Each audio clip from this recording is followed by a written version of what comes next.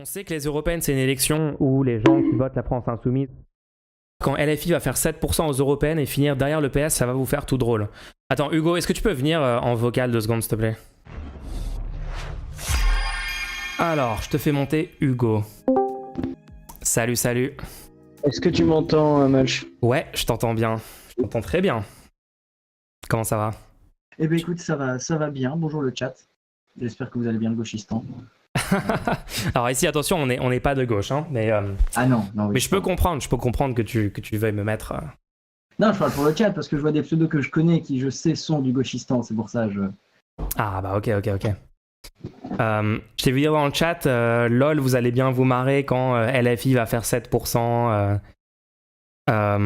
Et encore, à titre personnel, je pense que 7%, je suis optimiste. Je pense très sincèrement que LFI... C'est mon analyse politique, hein, on ne sera sûrement pas d'accord, mais moi, c'est mon analyse politique que je fais sur LFI. C'est-à-dire que quand tu vois déjà les sondages, après, on fait ce qu'on dit, on fait dire ce qu'on veut aux sondages comme d'habitude. Mais LFI part quand même assez bas, c'est-à-dire que en 2019, quand il y a les européennes, tous les sondages ont surestimé LFI, à l'inverse des présidentielles où Mélenchon était tout le temps sous-estimé. Aux européennes de 2019, LFI a toujours été surestimé de 1 ou 2 points. Et là, Manon Aubry, dans le dernier sondage, qui est le sondage Ipsos qui est sorti ce week-end, elle est à 8,5 dans les 2 configurations testées. Dans les 2 configurations testées, en gros, pour résumer, ELV et le PS sont à égalité à 10% tous les deux. Manon Aubry est à 8,5 et Léon Desfontaines, qui est le communiste, est à 2%. Et une liste LO-NPA, en cas d'alliance, est à 2%. Et en fait... Vas-y. Juste sur ça, est-ce que toi tu souhaites que LFI fasse un score le plus élevé possible? Mon avis, je vais te dire, on s'en fout un peu. Moi, je suis dans ma position journalistique. Moi, c'est pas une question de souhaiter ou pas souhaiter. Moi, je te parle de ce que je sens en tant que journaliste politique, en tant qu'analyse.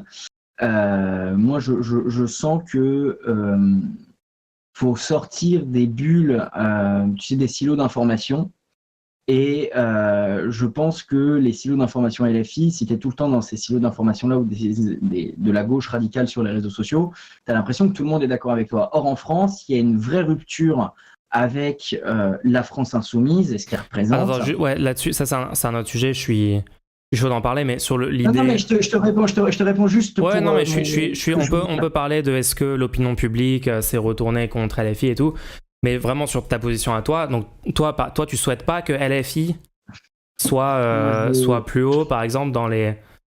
C'est pas une question de souhaiter ou pas souhaiter. Est-ce que par exemple aux élections présidentielles, t'aurais souhaité que LFI soit au second tour? Ce que je vais t'expliquer par rapport à ça, c'est que parce qu'aux européennes, en soi, si je devais être trivial, je dirais que l'ordre d'arrivée en France, on s'en branle un peu.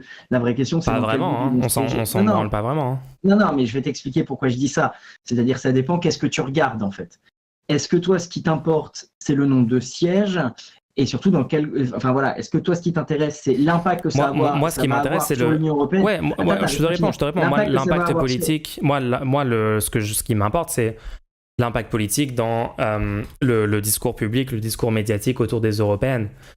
Oui, donc c'est pas sur le résultat en concret, sur l'impact que ça va avoir sur la vie des gens. Bah, j'aime bien, enfin, je trouve que aussi la France insoumise a des meilleures positions politiques pour l'intérêt général que les autres partis qui se réclament de gauche, et donc je pense que aussi c'est une bonne chose s'ils ont plus... Attends, je peux juste terminer là-dessus. Je pense aussi que c'est une bonne chose pour l'intérêt général qu'ils aient plus de sièges que les autres partis, mais pour moi, un des facteurs qu'on néglige peut-être un peu, c'est la narrative qui va se dégager dans les médias mainstream des européennes si la France insoumise n'est pas devant les autres partis aux européennes. Et c'est très important, par exemple, la dernière fois. Il y a 4 scénarios possibles, en fait. Enfin, je sais pas si c'est pas... Je comprends pas, est-ce que tu es d'accord avec moi que la France insoumise, quand même, c'est plus dans l'intérêt général, dans les positions politiques revendiquées, etc., que des gens, par exemple, comme Fabien Roussel ou ELV, Jadot, etc., quoi. Ça, c'est un positionnement que j'ai pas à prendre en tant que journaliste. Moi, je reçois les politiques... Donc non, tu penses que c'est pareil? Non, je n'ai pas d'avis à exprimer là-dessus, en tout cas sur le sujet maintenant. Si je dois me positionner au moment des européennes, je le ferai sur le programme des européennes et qui sera énoncé de chaque candidat. Est-ce que la NUPES, c'est mieux que l'extrême droite? Non, Oui, probablement, oui, que c'est mieux. Hein, Oula. Mais attention. Mais attention, tu sors un petit peu de ton rôle journalistique là, c'est chaud. Moi, j'ai jamais caché que je suis plutôt tendance centre-gauche, mais c'est juste que dire lui, il sera mieux que lui. Moi, si j'ai mon positionnement personnel, mais j'ai pas mon positionnement sur tous les candidats. Ce que je veux dire, en revanche, c'est que sur l'aspect du grand public, il faut pas oublier non plus que toi, tu considères. Je sais pas si tu es centre-gauche. Tu peux pas laisse-moi terminer mes développements, s'il te plaît. Vas-y. En gros, moi, je suis pas de souci à dire que la NUPES, c'est mieux que de dire que c'est l'extrême droite. Moi, tu sais, j'étais à la manif contre l'antisémitisme, j'ai failli me faire casser la gueule par la LDJ parce que j'ai gueulé Lousteau Le Pen, on n'oublie pas. Donc, voilà. Mais en revanche, le problème, c'est que pour une grande partie des Français, le RN, c'est mieux que la NUPES, en fait, Mulch. Il faut s'en rendre compte. Et on peut se dire, oui, mais c'est la faute des médias. Il faut se battre contre ça, en fait. Bien sûr. Je comprends pas. Toi dans ce moment politique... Attends, juste, toi, dans ce moment politique-là, où il y a une montée du fascisme en France, clairement, il y a des médias mainstream qui sont de plus en plus favorables à l'extrême droite, qui font leur propagande, H24, qui sont rachetés par des milliardaires d'extrême droite, etc. Où on a à gauche des gens... On a une gauche de rupture en France qui est super haute, qui est proche de la victoire, contrairement à la majorité des autres pays dans le monde. On a l'opportunité de mettre autre chose que le statu quo néolibéral ou l'extrême droite au pouvoir. C'est pas le cas aux États-Unis, c'est pas le cas dans la plupart des pays de l'Union européenne, c'est pas le cas dans presque tous les pays du monde en fait. Donc on a vraiment en France en ce moment, on est dans une époque presque sans précédent. On a une chance de faire une rupture avec la Ve République. On a une chance de faire une réelle divergence avec le néolibéralisme et le capitalisme dans lequel on est depuis longtemps, et de enfin faire une politique dans l'intérêt général en virant les gens comme Macron, comme Le Pen, et en mettant quelque chose d'autre et de positif pour toute la population au pouvoir. Et toi, dans ce moment-là, ton positionnement, c'est de dire moi, je prends pas parti, je ne peux pas dire si, par exemple, c'était une bonne idée... d'appeler à voter Mélenchon aux élections plutôt que Jadot. Encore une fois, moi je suis pas militant. Mais tout le monde est militant. C'est un débat. Hugo. Non mais c'est pas mon rôle. Je peux être militant sur certains sujets, mais c'est pas mon rôle. Qui te donne ce rôle? Quel rôle? Non, tu dis ce rôle, comme on parle de plusieurs rôles, précise de quel rôle. Tu dis que c'est pas ton rôle, donc tu sembles penser que tu as un rôle. Qui te l'a donné? Moi-même. Donc du coup, c'est pas un argument. Si, moi mon rôle dans le Hugo Couturier. Mais qui te donne ce rôle? Non, mais moi, je différencie le Hugo Couturier qui est moi, le personnage public, et le personnage privé. Le personnage privé a des positions, etc., que le personnage public n'a pas forcément à faire, c'est tout. Et c'est le rôle d'Hugo Couturier, personnage public, c'est pas le même que le rôle de Hugo Couturier, personnage privé. Je différencie les deux. Désolé, mais c'est le truc le plus coq que j'ai entendu de toute ma vie. Hein. Considère-moi comme un coq. Donc t'es en train de dire, moi, en privé, je serais favorable à genre essayer d'éviter le fascisme et le néolibéralisme et à changer le monde pour améliorer les choses. Publiquement, par contre, je fais genre, je suis pas pour ça et je m'exprime pas clairement, je donne pas mes vrais avis publiquement, etc.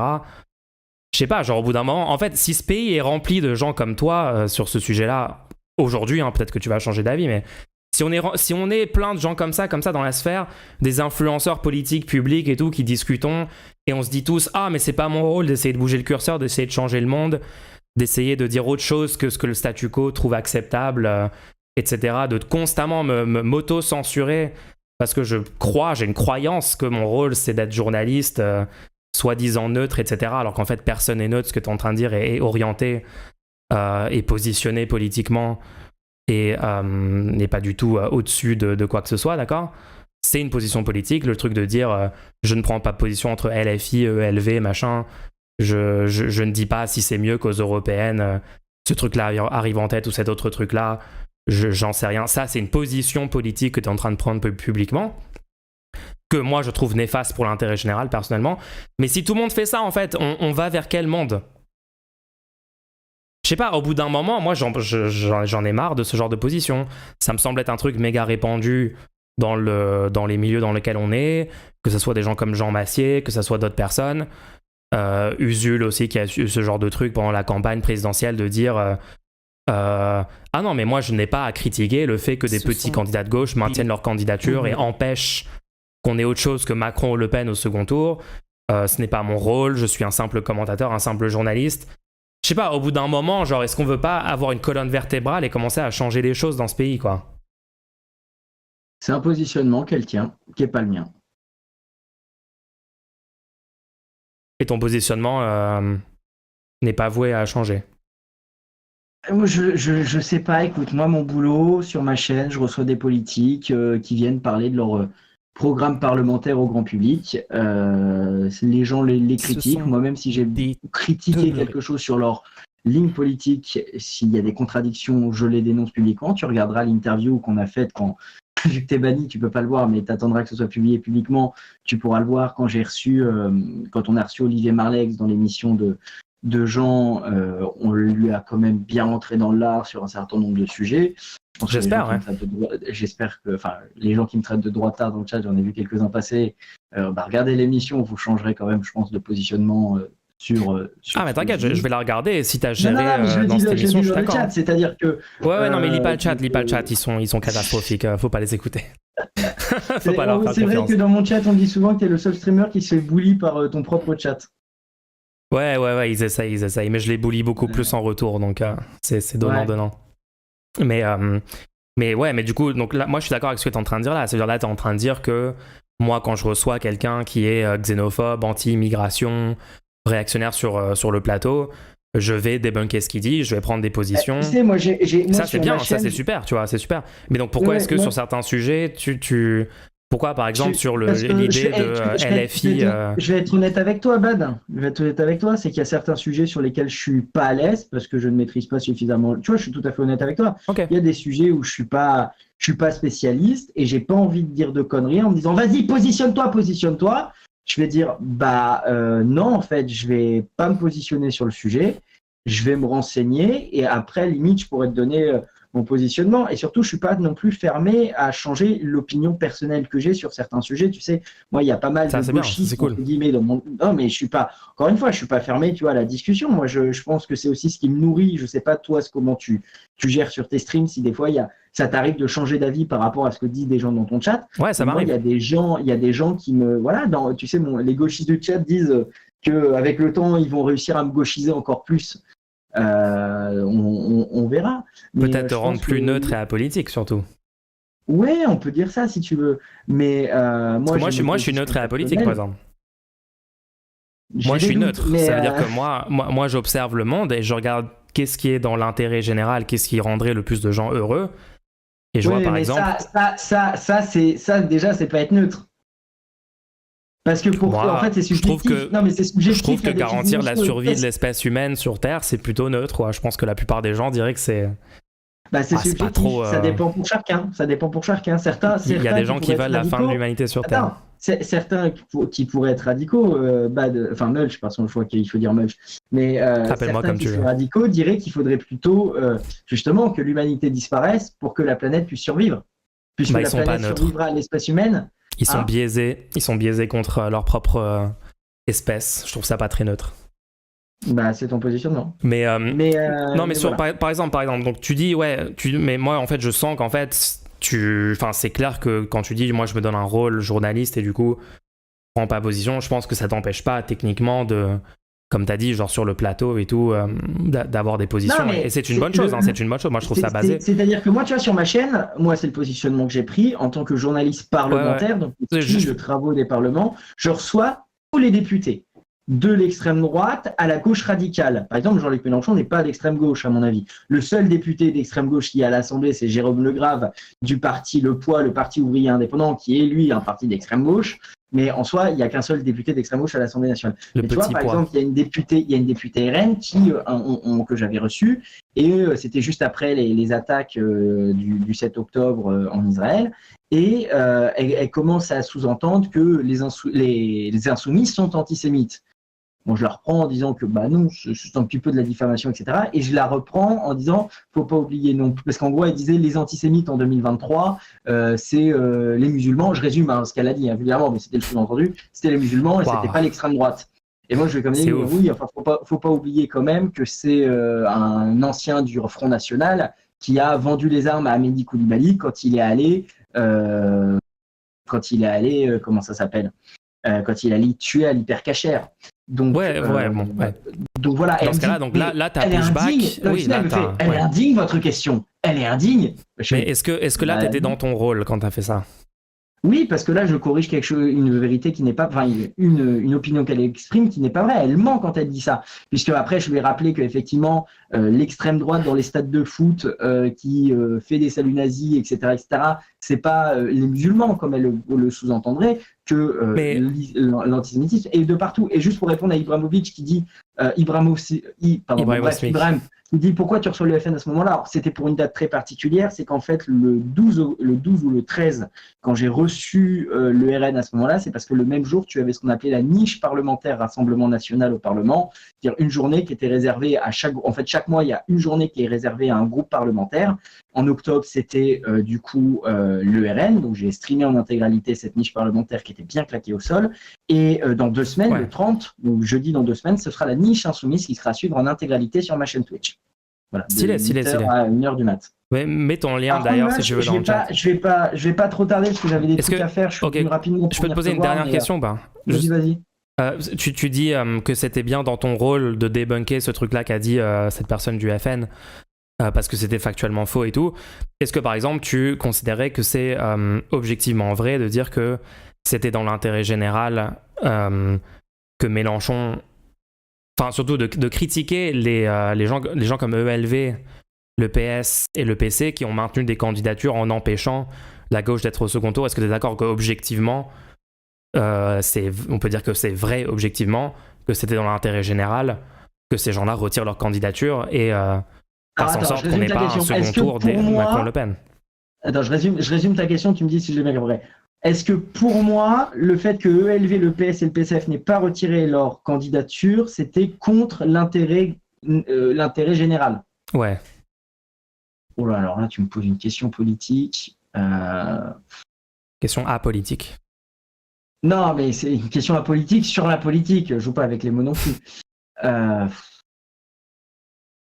Je te dirais que... Est-ce que tu vois ce que je veux dire? Par exemple, imagine tu es dans une interview et quelqu'un te dit non, mais je pense que ce qui est important, c'est le vote du cœur. Je pense que ce que les gens veulent aujourd'hui en France... le vote du cœur. Est-ce que le vote insoumis, c'était vraiment un vote du cœur? Monsieur Hugo, ce que les Français veulent aujourd'hui, c'est un vote du cœur. C'est d'exprimer les idées de l'écologie. Tu vois, je suis en train d'imiter Jadot. Est-ce que si Jadot dit ça sur ton plateau, tu vas le débunker? Parce que non, c'est pas dans l'intérêt des Français qui vote Jadot, parce que Jadot peut pas être au second tour. Non, moi, en tant que journaliste politique, la question que j'aurais posée à Jadot, je fais le vote du cœur, c'est bien, mais est-ce que le cœur permet toujours de l'emporter? Voilà. Là, tu vois, j'aurais fait mon journaliste politique. Oui, bien sûr, le cœur permet de l'emporter, car c'est justement en revendiquant des idées et de l'écologie. C'est moi en 2019. Attends, je continue le roleplay. Vas-y, j'ai répondu à ta question. Est-ce que là, tu me dis bonne journée, monsieur Jadot? Ça dépend où on en est dans l'interview. C'est la fin de l'interview. Je vais prendre l'exemple. Tout le long, tu as fait le journaliste cuck à pas remettre en question Jadot, et là, tu as une dernière chance de le faire. Qu'est-ce que tu fais? Est-ce que tu lui dis, monsieur Jadot, pourquoi est-ce que quand la gauche est à 1% d'être au second tour, vous maintenez votre candidature en faisant 5% et en appelant à ne pas voter pour Mélenchon et à voter pour vous, conduisant du coup mécaniquement à soit le fascisme au pouvoir, soit un autre mandat Macron qui va détruire nos retraites, etc. Est-ce que tu fais quelque chose à ce moment-là? Ou est-ce que tu dis non, c'est pas mon rôle? Non, parce qu'en fait, moi, même sur la campagne de Mélenchon, je pense que c'est trop facile de reprocher à ELV, au PCF et j'en ai oublié un, OPS, en fait, de la non-qualification de Mélenchon. Et d'ailleurs, ce qui est très intéressant, c'est que Mélenchon, je pense, l'a bien compris, puisque dans sa stratégie de communication, maintenant, Mélenchon, lui, c'est pas tant l'électorat PS, ELV et PCF qui vise, mais c'est l'électorat, abstentionniste. Maintenant, Mélenchon tente de choper les abstentionnistes. C'est plusieurs choses, en fait. La défaite peut être due à plusieurs facteurs. C'était ça. C'est pas que c'était ça, c'est que ça fait partie de l'équation. Bien sûr, l'abstention, c'est un problème, mais les gens qui votent pour Jadot, c'est aussi un problème. Déjà, les gens qui votent pour des petits candidats de gauche sont déjà des gens qui sont convaincus d'aller voter. Donc c'est donc pour toi, les gens pour qui certaines votent, par exemple, personnes, c'est plus simple. non, mais qui votent pour lutte ouvrière ou NPA, c'est pas normal qu'ils votent pour eux. Mais encore une fois, c'est pas la question. La question que je te demandais, c'est genre, est-ce qu'à un moment, tu remettrais en question ces actions-là de la part de gens Moi, je poserais la question, est-ce que ça ne risque pas d'empêcher la gauche d'être qualifiée au second tour? C'est la question que j'aurais posée. Et s'il te dit, de toute façon, la gauche peut pas être qualifiée au second tour? Eh ben, du coup, on fait quoi? On attend que l'extrême droite arrive au pouvoir? Il va te dire, non, on fait une grande maison pour la gauche, on fait de la démocratie interne. Avec qui? Comment? Sous quelle échéance? Monsieur Jadot, répondez à ma question, s'il vous plaît. Non, mais est-ce que tu vois ce que je veux dire? En fait, moi, j'ai l'impression qu'on est dans le statu quo actuel avec Macron au pouvoir parce que les gens de gauche, et notamment les influenceurs, les commentateurs et les médias qui se revendiquent de gauche, ont juste pas été à la hauteur pendant l'élection présidentielle. Ça veut dire qu'ils n'ont pas été stratégiques, ils n'ont pas débunké toutes les idées néfastes pour la victoire de la gauche, que ce soit l'abstentionnisme, que ce soit le vote pour Jadot. Enfin, je suis désolé, Jean Massier a littéralement été totalement OK à légitimer Jadot, etc., a pas du tout pushback contre ces gens. Jean Massier, par exemple, a soutenu la primaire populaire qui soutenait Taubira pendant longtemps. Et après, quand la primaire populaire a commencé à soutenir Mélenchon, là, tout d'un coup, il a dit je suis un peu déçu par leur décision. Je veux dire, tu vois, c'est ce genre de positionnement. Et j'ai des critiques brusules aussi là-dessus, sur le défaitisme, etc. Cet ensemble de positionnements un peu qui veulent pas trop heurter, qui veulent pas trop mettre des politiciens en face de leur contradiction totale vis-à-vis de l'intérêt général, alors qu'ils ont une responsabilité majeure dans le fait d'empêcher un second mandat Macron ou un mandat Le Pen, le fascisme, la déportation, enfin, je sais pas, l'interdiction du voile dans l'espace public. Tout ça, ça aurait pu passer au second tour. On n'est pas passé loin de tout ça. Tous ces gens avaient une large responsabilité et moi, ça me saoule qu'aujourd'hui, je dois me retaper un mandat Macron à commenter toutes les 2 semaines les reculs sociaux, la réforme des retraites, des lois immigration horribles, des positions pro-génocide sur Israël-Palestine, horribles, parce qu'il y a un tas de gens qui n'ont pas été à la hauteur, notamment la classe médiatique de commentaires, etc. Et ouais, donc moi, je retrouve dans ce que tu disais... mais là, t'as un petit peu changé un petit peu ce que tu disais sur la fin, mais dans ce que tu dis au début, genre, moi, je fais que du commentaire, ce n'est pas mon rôle de prendre position sur certains trucs. Je retrouve des arguments que je trouve fallacieux qui ont mené à la défaite de la gauche. Donc, c'est ça qui me gêne dans ce positionnement un peu... et dans le fait que tu viennes dans le chat et tu dises... lol, vous allez tous bien vous marrer quand LFI va faire un score de merde. Non, mais ça, c'est juste que j'analyse. Qu'est-ce qu'on veut, qu'est-ce qu'on veut, Hugo? Est-ce qu'on veut que le seul parti de gauche qui peut gagner soit ait plus de moyens et plus de visibilité et fasse un bon score aux européennes? Et est-ce que tu veux que le seul parti de gauche en mesure de changer le statu quo en France, qui peut gagner dans les prochaines échéances, etc., ait plus de force et un meilleur score et plus de visibilité et une narrative médiatique dans son intérêt, ou est-ce que tu veux juste être sur le banc de touche à te marrer des gens qui vont être déprimés si jamais ce parti-là fait un mauvais score? Enfin, je trouve ça bizarre, moi, comme positionnement de dire lol, vous allez bien pleurer quand LFI va faire un score de merde. Genre, c'est chelou pour moi. Est-ce que tu veux qu'LFI fasse un score de merde? C'est juste, non, c'est pas que je veux, c'est que je pense que ça va arriver. Oui, mais tu n'es pas juste un observateur. Tu n'es pas juste un observateur. Tu as le pouvoir d'influer sur ce qui va se passer, surtout en tant que commentateur politique qui est invité sur une émission très populaire sur Twitch, une des plus populaires sur la plateforme Twitch dans la politique francophone. Tu as une tribune et donc tu as le pouvoir d'influer les choix des gens. Rassure-toi, on n'a quasiment pas parlé de Mélenchon dans l'émission. On a surtout tapé sur la droite, sur l'extrême droite, donc t'inquiète pas. Quand tu seras débanni, tu pourras regarder l'émission en entier, t'inquiète pas. Je veux pas juste être débanni, je veux être invité, ok? Tu feras passer le mot à Jean Massier. Ça. De toute façon, c'est pour lui qui. Enfin, c'est lui qui décide, mais c'est son équipe qui décide. Il décide pas tout seul. Voilà. Du coup, devient le nouveau pro de gauche. Bon, bref. Bon, écoute, moi, faut vraiment que j'aille parce que le magasin où je devais aller, il ferme dans 20 minutes. Donc, ok, ça marche. Mais merci de l'invite. En tout cas, c'était intéressant. Pas de souci. Merci à toi d'être passé. Merci pour la conversation. Bon. À plus. Ciao. Bonne soirée. Ciao. Bonne soirée. S'il a dit ça, ça veut dire qu'il pense que ça ne peut pas changer et qu'il ne va pas être acteur de la situation. Justement, moi, ça m'inquiète. Ouais. Salut BPT. C'est une bonne discussion en vrai, mais vous voyez ce que je disais l'autre jour sur sur les rôles et comment les gens justifient des attitudes pro-statu quo avec l'argument des rôles, on a eu l'exemple le plus parfait de ce que je décrivais l'autre jour. Hein. C'est littéralement ça. Faut qu'ils demandent à McKinsey pour savoir s'ils peuvent te recevoir. Oh non. J'arrête pas de le dire, il l'a dit texto. Ouais, non, il a dit genre mot pour mot la caricature que j'avais des gens qui utilisent le rôle, quoi. Ils font un emoji, c'est pas mon rôle. Non, mais c'est cool parce qu'il y a des gens qui ont rejoint la commu avant. Il y a des gens qui ont rejoint la commu après qu'on ait eu plein de débats sur le truc du rôle. Et donc peut-être que vous avez pas entendu mes critiques là-dessus, mais on a eu une nouvelle occasion de les refaire, du coup, c'est bien. C'est pas un rôle, c'est une casquette.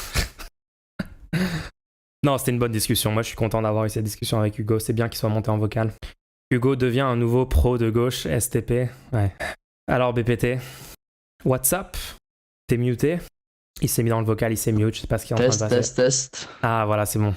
Ah, ça remarche.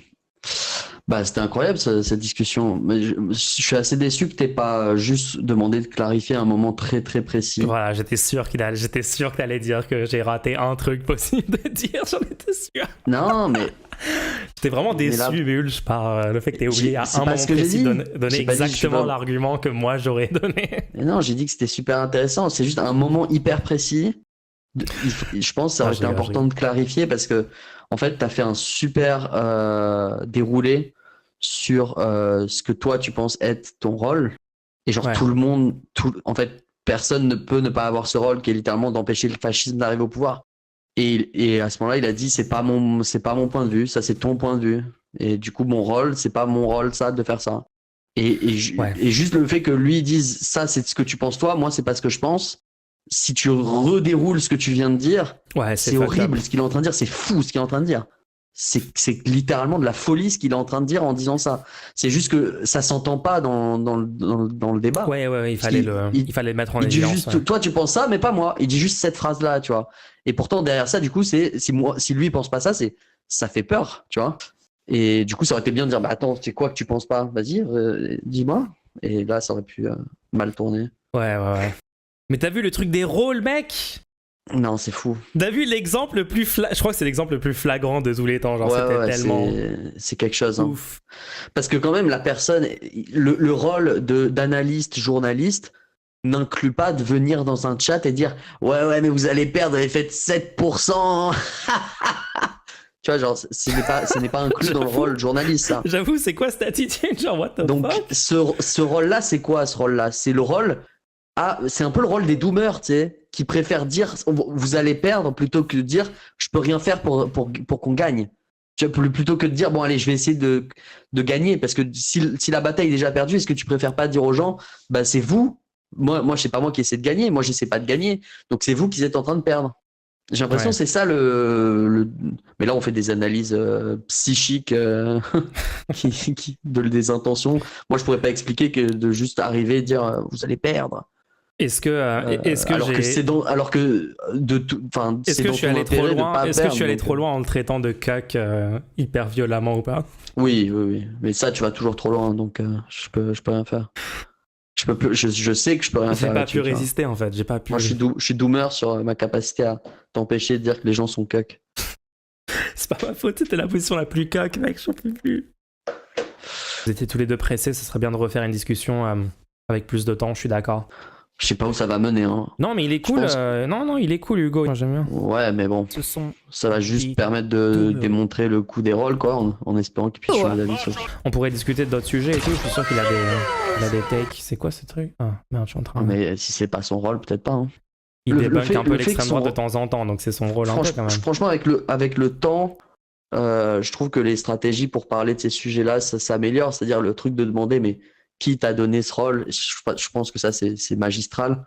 Ça, c'était ton idée. Parce que si la personne... Ouais, non, mais on l'a testé sur le terrain, tu vois. Ça fait 2 ans qu'on est en train de refine. On a des stratégies, genre, bon, la personne se dit anarchiste. On a débloqué l'arbre de dialogue numéro 43, genre. Et là, c'est vraiment le truc, genre, mais qui te donne ce rôle? Moi? Ah bah alors du coup c'est pas un argument puisque du coup moi je peux dire mon rôle c'est de tuer des gens et du coup je peux dire bah c'est normal je tue des gens c'est mon rôle. Oui. Est-ce que ça va être légitime de tuer des gens à ce moment-là? Bah oui, c'est le rôle Bah oui, d'Israël c'est ton de rôle que tu t'es récupérer donné. les terres. Moi je respecte les rôles des gens, promises, je respecte les rôles que les gens se donnent. Ouais. Espérons qu'ils se donnent pas le rôle du méchant quoi.